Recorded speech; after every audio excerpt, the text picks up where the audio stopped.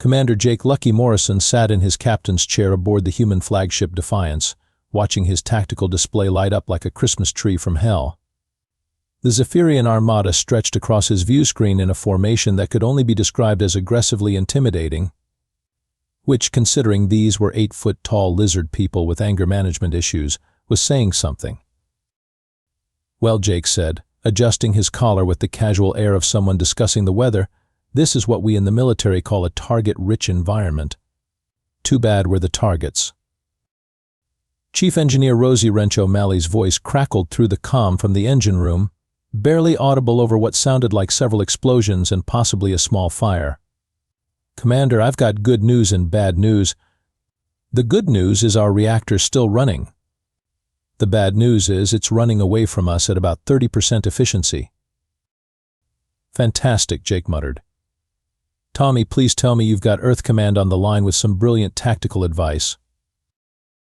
Communications Officer Tommy Static Park looked up from his console with the expression of someone who'd just watched their lottery ticket get eaten by a dog. "Sir, I'm getting nothing but interference. It's like the Zephyrians are jamming everything from radio waves to smoke signals." Dr. Neville Bookworm Cambridge, the ship's science officer, was frantically typing at his workstation while occasionally pushing his glasses up his nose. "Commander, I'm detecting some interesting patterns in their formation. If I could just access the cultural database." "Doc, unless that database contains instructions for turning water into plasma cannons, I'm not sure it's our top priority right now," Jake said as another volley of Zephyrian fire rocked the ship. The tactical officer, a nervous kid named Phillips who looked like he'd rather be anywhere else in the galaxy, cleared his throat. "Sir, shields are down to 12%. Should I prepare surrender protocols?"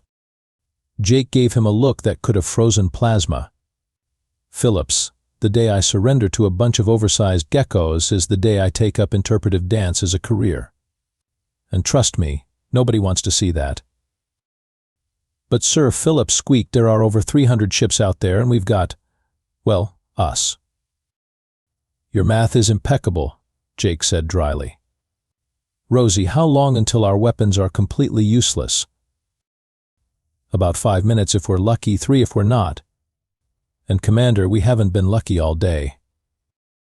Jake nodded thoughtfully. "True. But you know what they say about me, right? I'm Jake Lucky Morrison. The emphasis is on the irony, not the accuracy." Another blast shook the ship, and sparks flew from several consoles. Jake remained perfectly calm, as if sitting in a ship about to be blown apart by alien lizards was just another Tuesday. "Sir," Phillips said, his voice cracking. "Incoming transmission from the Zephyrian flagship." "Oh good," Jake said, straightening his uniform. "I was wondering when they'd call to gloat. Put them through." And everyone tried to look, I don't know, intimidating. Or at least awake. The main view screen flickered to life, revealing Admiral Krix'tal of the Zephyrian Empire. He was everything you'd expect from a species that had conquered half the galaxy through sheer stubbornness and really impressive dental work. His scales gleamed under the bridge lighting, and his yellow eyes held the kind of confidence that came from commanding 300 warships against one very stubborn human vessel. "Human Commander," Krix'tal hissed, his translator rendering his words in a voice that sounded like gravel mixed with bad intentions. "You will surrender immediately, or we will reduce your pathetic ship to cosmic dust." Jake leaned back in his chair with the relaxed posture of someone discussing weekend plans. "You know, Admiral, I appreciate the offer, I really do. It's very generous of you to give us the choice between surrendering and becoming space debris. Most conquering alien overlords don't bother with the courtesy call." Krix'tal's scales rippled in what Jake assumed was either confusion or irritation. "You mock us even as your ship dies around you?" "Well, when you put it that way, it does sound a bit dramatic," Jake admitted. "But you have to understand, mocking superior firepower is kind of our thing. We're human. We once threw tea into a harbor because we were annoyed about taxes. Perspective is not our strong suit." Down in the engine room, Rosie was having a heated argument with machinery that had apparently decided to stop cooperating entirely. "Come on, you piece of recycled scrap metal," she muttered, wielding a wrench like a weapon of mass persuasion. "Work with me here. We're trying to save humanity, not win a most creative way to explode contest." The reactor made a sound that definitely wasn't in the manual, assuming there was a manual for jury-rigged human technology held together with determination and questionable engineering decisions. "Tommy," Jake called out without taking his eyes off Krix'tal, "any luck reaching command?" "Sir, I'm trying everything short of sending up flares, but the interference is getting worse. It's like they've got a jamming field that specifically hates human communication protocols." Dr. Cambridge suddenly looked up from his console, excitement brightening his features. "Commander, I think I found something in the Zephyrian cultural archives. There's a reference to ancient taboos and—" "Not now, Doc," Jake said, holding up a hand. "I'm in the middle of what's either a surrender negotiation or a very polite execution." Krix'tal's patience was clearly wearing thin, which was impressive considering his species was known for having the temperament of caffeinated hornets. "Enough of this meaningless chatter. You have exactly 60 seconds to power down your weapons and prepare for boarding." 60 seconds? Jake raised an eyebrow. "That's awfully specific. Do you guys have a union contract that requires precise ultimatums, or is this more of a personal preference thing?"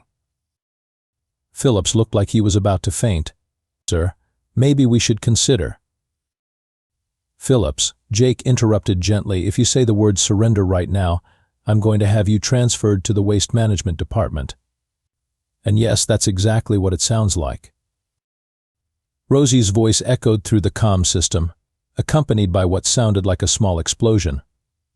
"Commander, I need about 10 minutes to get the weapons back online, 15 if you want them to actually hit something, and 20 if you want the ship to survive firing them."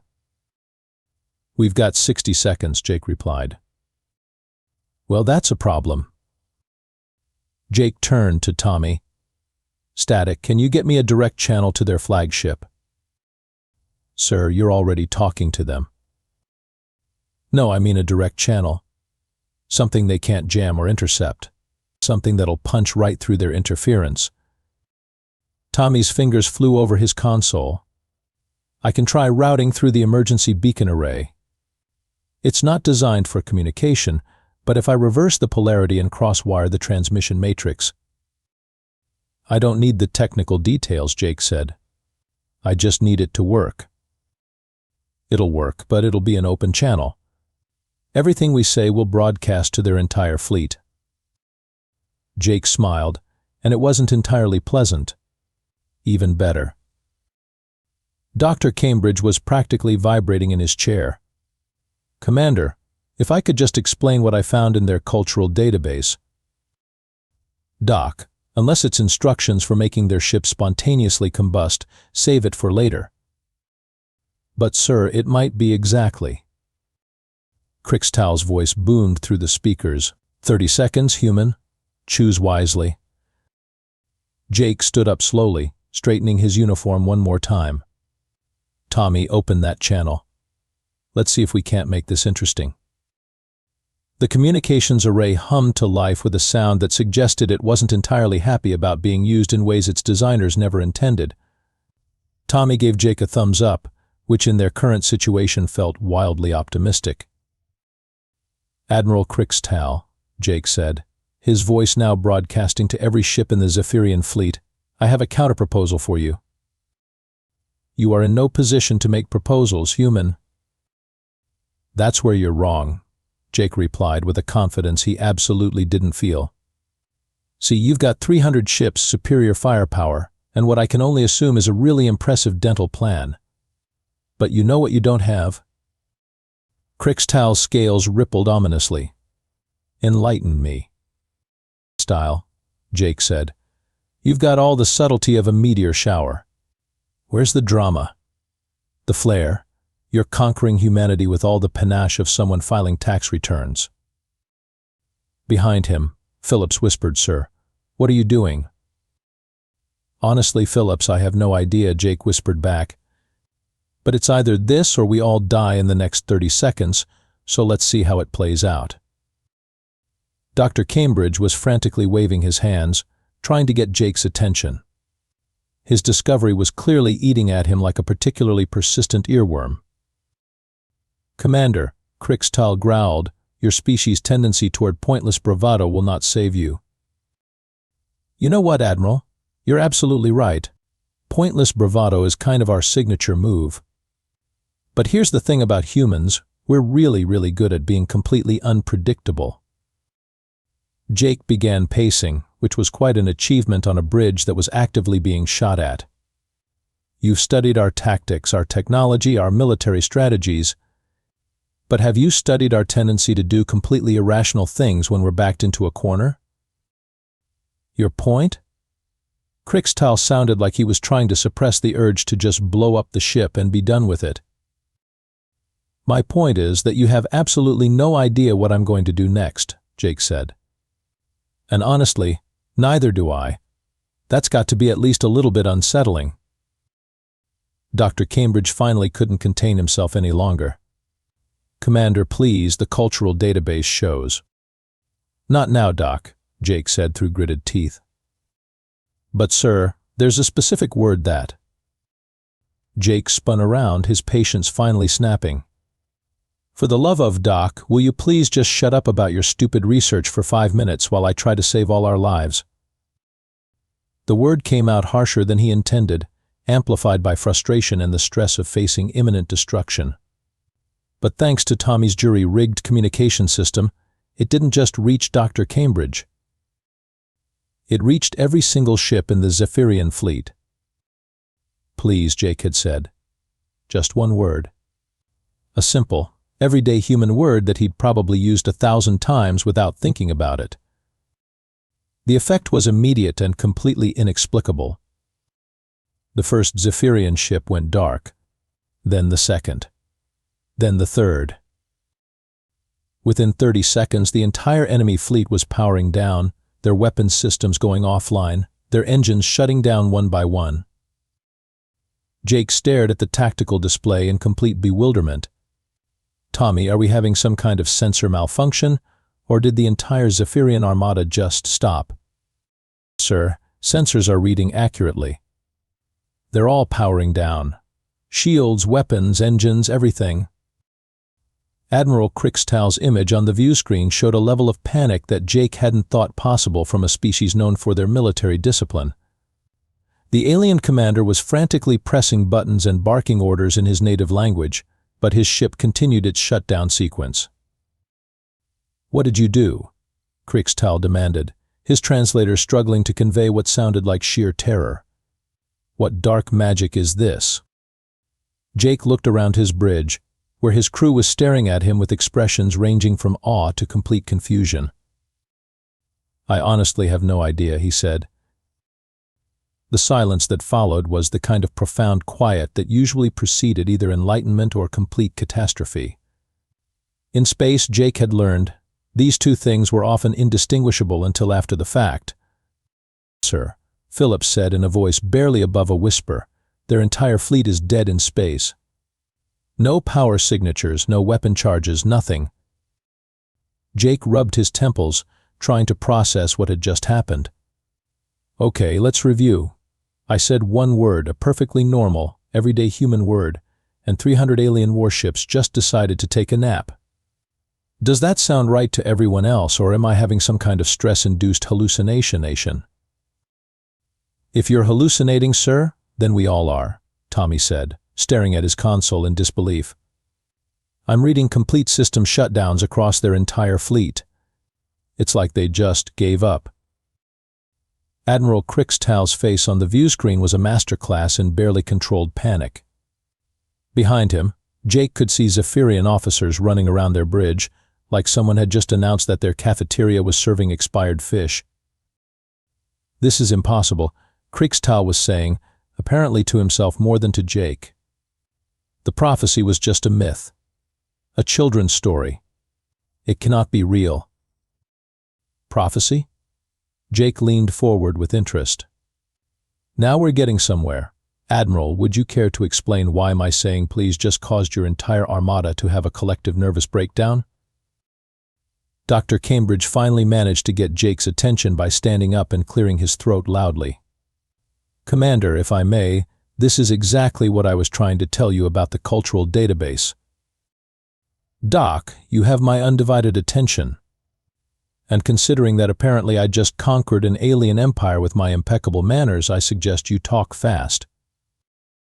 Dr. Cambridge pushed his glasses up his nose and consulted his notes. The Zephyrian civilization has an ancient prophecy about something they call the Whisper of Yielding. According to their historical records, it speaks of a being who will utter a single word that compels absolute surrender. Jake blinked. And that word is please? Well, not exactly. The prophecy is written in Old Zephyrian, and the word translates roughly to a request for cooperation made without dominance or threat. In their culture, such a concept is so alien, so fundamentally opposed to their natural psychology, that they believed only a being of immense power could even conceive of it. Wait, Rosie's voice came through the comm. You're telling me that saying please is like some kind of Zephyrian kryptonite? More like psychological warfare, Dr. Cambridge explained. Their entire society is built on hierarchy and dominance. The idea of requesting, rather than demanding, is so foreign to them that they interpret it as evidence of power beyond their comprehension. On the view screen, Admiral Krix'tal had gone from panic to what looked like resignation mixed with religious awe. You are the whisperer of the ancient texts, he said, his voice hushed. The one who speaks the impossible word. Jake looked around his bridge, where his crew was staring at him with expressions that ranged from impressed to slightly concerned for his mental health. Admiral, Jake said carefully, I hate to break up what appears to be a spiritual awakening, but I'm just a guy from Nebraska who happened to say please at exactly the wrong moment. Or the right moment. I'm still not entirely clear on which. You show humility even in victory, Krix'tal said, and Jake could swear the alien was getting misty-eyed. Truly, you are the prophesied one. Tommy was frantically working at his console. Sir, I'm getting surrender signals from the entire fleet. They're requesting permission to surrender formally. Permission to surrender? Jake repeated. That's got to be the most polite conquest in galactic history. Phillips, who had spent the entire battle looking like he was about to faint, suddenly straightened up. Sir, does this mean we won? Jake considered this. Phillips, I think we just accidentally became the stuff of alien legends. Which is either the best thing that's ever happened to us, or we're about to become the galaxy's most embarrassing footnote. Sir, Dr. Cambridge added, there's more.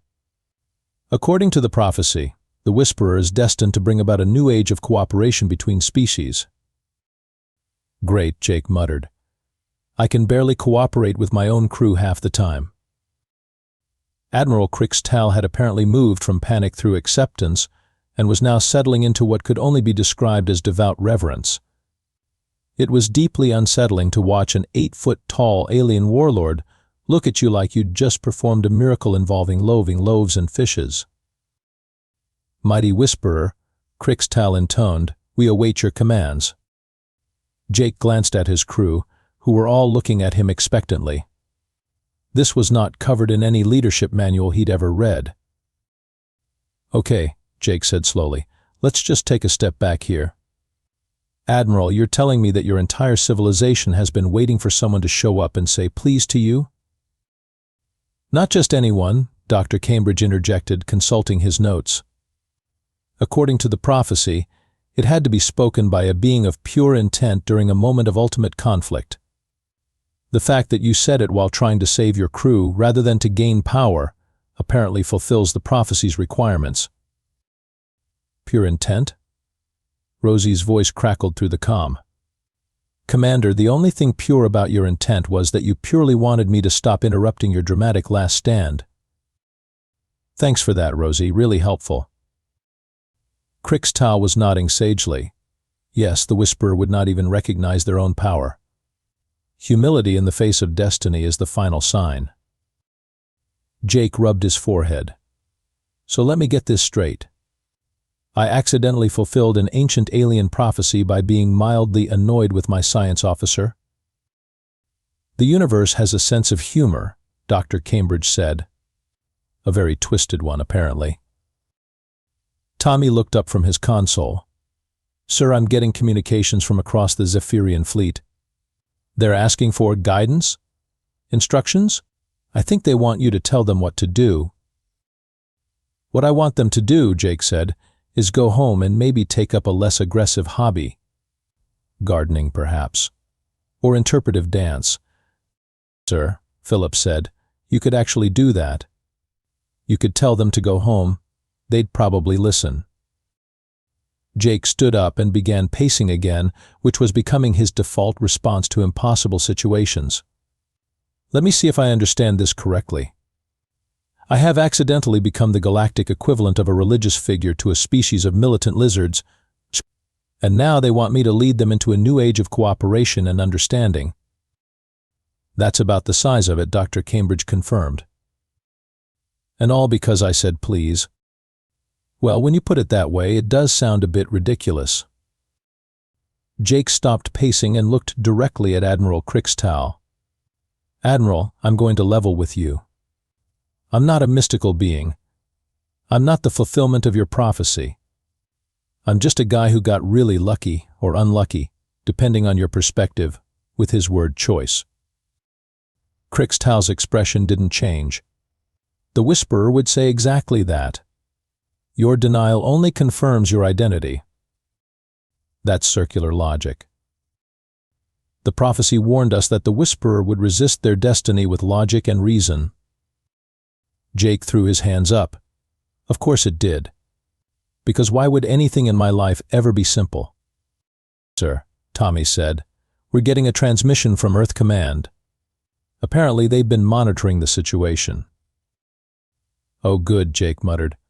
I'm sure they'll have some perfectly reasonable explanation for why I've accidentally become the Messiah to an alien armada. The transmission crackled to life, and Admiral Harrison's stern voice filled the bridge. Morrison, what the hell is going on out there? Our long-range sensors show the entire Zephyrian fleet has gone dark. Sir, Jake said, it's a bit complicated. Apparently I've fulfilled an ancient alien prophecy by asking my science officer to be quiet. There was a long pause. Run that by me again, Commander. I said please at exactly the wrong moment, and now 300 alien warships think I'm their prophesied leader. Another pause, longer this time. Morrison, are you having some kind of breakdown? Sir, I wish I were. It would be so much simpler. Admiral Krix'tal chose that moment to interject. Great Admiral of the Earth Forces, we formally surrender our fleet to the mighty Whisperer. We await his wisdom in the coming age of peace. Who was that? Admiral Harrison demanded. That would be Admiral Krix'tal, sir. He's the one who's surrendering to me because I have good manners. The silence from Earth Command stretched on long enough that Jake began to wonder if the transmission had been cut. Finally, Admiral Harrison spoke again. Morrison, I don't know what you did, but you just ended a war that we were about to lose. I'll figure out whether to court-martial you or give you a medal later. 3 hours later, Jake found himself in the surreal position of accepting the formal surrender of the Zephyrian Armada. The ceremony, such as it was, took place via holographic transmission, with Admiral Krix'tal and his senior officers bowing deeply to a human commander who was still trying to process what had happened. In accordance with the ancient prophecy, Krix'tal intoned, "We surrender our weapons, our ships, and our allegiance to the mighty Whisperer. May his wisdom guide us to a new understanding of strength through cooperation." Jake, who had spent the last hour being briefed by increasingly bewildered Earth Command officials, stood as straight as he could manage. "I accept your surrender, Admiral, and my first wisdom is that you should probably stop calling me the mighty Whisperer. Jake is fine." "As you wish, mighty Jake." "Just Jake." "Yes, Jake the Mighty." Jake sighed. "Close enough. Dr. Cambridge had spent the intervening time diving deeper into Zephyrian cultural databases and had emerged with even more absurd revelations. "Commander, it gets better," he said with the enthusiasm of someone who just discovered a new species of butterfly. According to their historical records, the Whisperer is supposed to lead them to understand what they call the strength of gentleness. They literally have no concept of power that doesn't involve domination. So they think I'm powerful because I said please? Not just that. You said please in a moment of frustration, without any intention of using it as a weapon or tool of control. To them, that demonstrates power so absolute that you don't even need to be aware of it. Rosie's voice came through the comm, tinged with amusement. "Sir, I've got to say, of all the ways I thought this day might end, Commander accidentally becomes alien messiah wasn't on my list." "It wasn't on mine either, Rosie. I was really hoping for everybody goes home alive and nobody has to fill out paperwork about galactic prophecies." Tommy looked up from his console. "Sir, we're getting requests from 17 different news agencies for interviews. Apparently, word has gotten out that you ended the war with a single word." "Let me guess," Jake said. "They want to know the secret of my mystical powers." "Actually, most of them want to know if you're planning to run for office." Jake stared at him. "Politics? Tommy, I just accidentally conquered an alien empire because I have basic manners. The last thing anyone should want is for me to get involved in politics." Admiral Harrison's voice crackled through the comm one more time. "Morrison, I've got good news and bad news." "Hit me with the bad news first, sir." "The bad news is that you're about to become the most famous human in the galaxy, and everyone's going to expect you to have profound insights about interspecies diplomacy."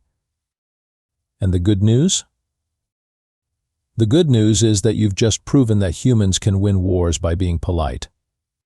Do you have any idea how much that's going to improve our reputation?"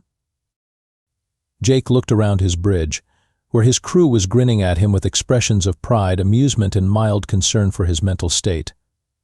"Sir," he said into the comm, "with all due respect, I think our reputation just became the species that accidentally conquers people by saying please. I'm not sure that's actually an improvement." "Morrison, you just ended a war without firing a shot. Take the win." As the Defiance began its journey back to Earth, escorted by a fleet of now peaceful Zephyrian ships, Jake settled back into his captain's chair and contemplated the universe's apparent sense of humor. "You know what, Phillips?" he said to his tactical officer.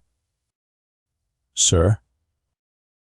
"Remind me to update my resume. I'm pretty sure accidentally fulfilled ancient alien prophecy through basic politeness is going to look great in the achievements section." "Yes, sir. Should I put that before or after conquered galactic empire with single word?" Jake smiled. "After. Always save the best for last." And as the human fleet headed home, Jake Morrison, formerly just lucky, now apparently mighty, began composing his after-action report. He had a feeling it was going to be the most interesting piece of military paperwork in human history. He just hoped whoever read it would believe him.